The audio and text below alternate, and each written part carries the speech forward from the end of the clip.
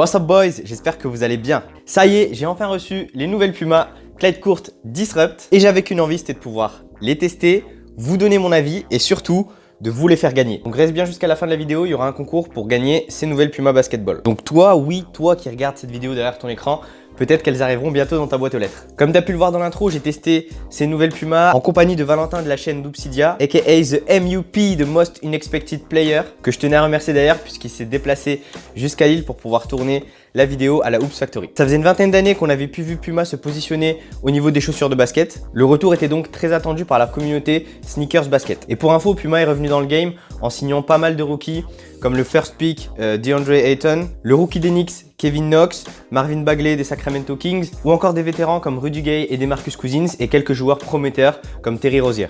Ne perdons pas de temps, on va commencer comme d'habitude par l'aspect extérieur de la chaussure qui sont pour le coup très flash dans ce coloris. Là au moins tu es sûr que si tu les as au pied, c'est très tape à l'œil et tout le monde pourra les remarquer. Ces Puma proposent donc une coupe haute composée d'un tissu en knit sur la majeure partie de la chaussure et un chausson sur la partie haute de la chaussure que vous voyez en jaune qui est très doux et assez flexible. Sur la partie arrière de la chaussure, on a un renfort au talon qui va être séparé en deux parties.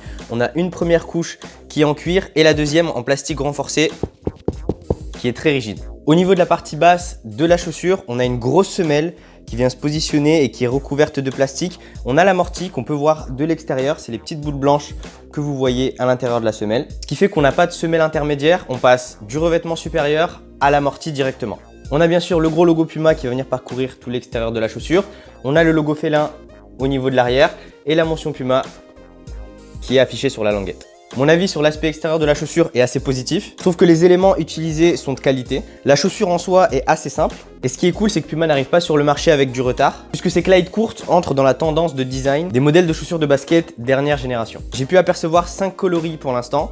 On a le noir, le blanc, le gris, le coloris Halloween qui va sortir le 30 octobre et bien sûr celui que j'ai en main. Si je devais faire un choix entre l'intégralité de ces coloris, j'aurais choisi le coloris blanc qui n'est pas encore sorti au grand public mais que je trouve vraiment stylé. Dis-moi dans les commentaires comment tu trouves l'aspect extérieur de ces Puma Clyde Court et dis-moi si tu t'attendais à mieux ou pas. On va se parler maintenant des aspects performance de la chaussure et pour ne pas changer, on va commencer par la traction.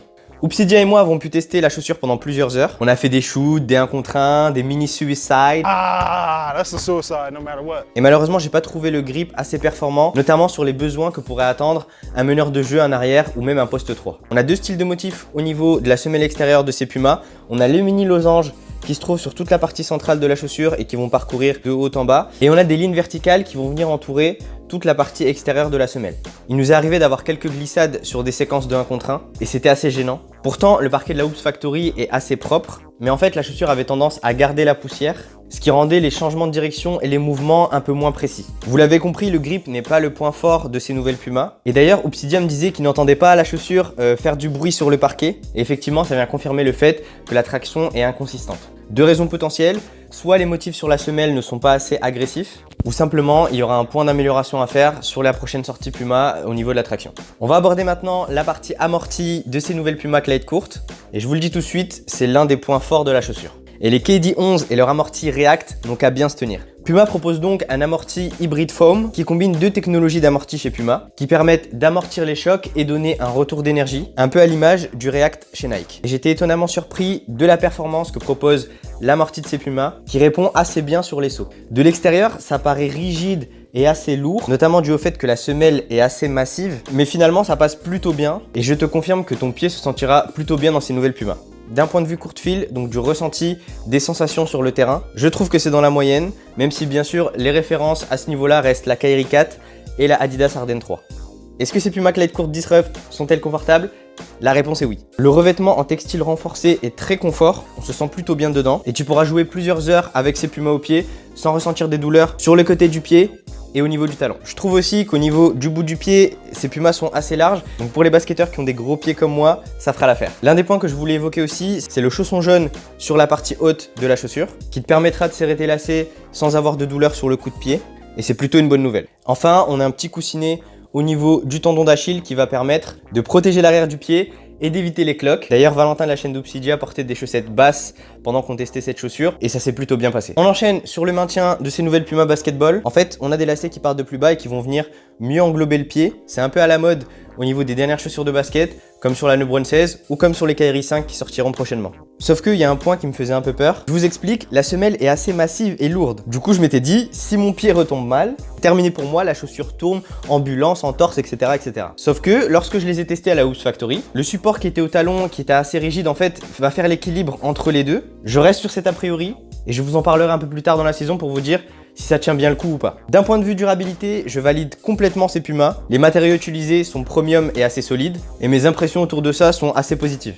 Que ce soit en salle ou sur les playgrounds, la paire fera vraiment le job et tu pourras les avoir au pied un bon bout de temps. On arrive sur l'un des éléments importants et notamment pour ceux qui commandent leurs chaussures de basket sur internet et qui stressent à chaque fois de peur que la paire qui arrive soit trop grande ou trop serrée. On va bien sûr se parler de la pointure. J'ai acheté ces Pumas en 42,5 qui sont ma taille habituelle pour porter des chaussures de basket et je trouve qu'elle taille un peu grande. Donc ce que je vous invite à faire, c'est de prendre une demi-taille en dessous de votre pointure habituelle pour pouvoir profiter au mieux des performances que proposent ces Pumas. Perso, je déteste par-dessus tout quand il y a des espaces vides dans la chaussure quand elle est un peu trop grande, donc n'hésitez pas à prendre vos précautions à ce sujet-là. Concernant le tarif, ces Puma Clyde courtes sont proposées au prix de 120 €. C'est dans la tranche basse des chaussures de basket premium sur le marché, puisque rappelons que la Hyperdunk X vaut 140 €, la KD 11 en vaut 150 et la Harden en vaut 170. Je trouve que le prix est décent, espérons juste que si la paire fonctionne bien, Puma n'augmentera pas ses prix lors des prochains modèles.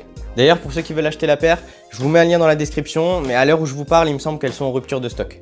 Si je dois vous faire une conclusion par rapport à ces nouvelles Puma, je dirais qu'elles sont assez intéressantes d'un point de vue esthétique, mais je trouve qu'elles correspondront pas forcément à tous les styles de jeu. Et si je dois vous donner un conseil, ces Puma Clyde courtes seront principalement intéressantes pour les joueurs du secteur intérieur, donc les postes 4 et 5. Pourquoi? Je vous donne 3 raisons. 1, parce que les postes 4 et 5 n'ont pas besoin d'une traction révolutionnaire.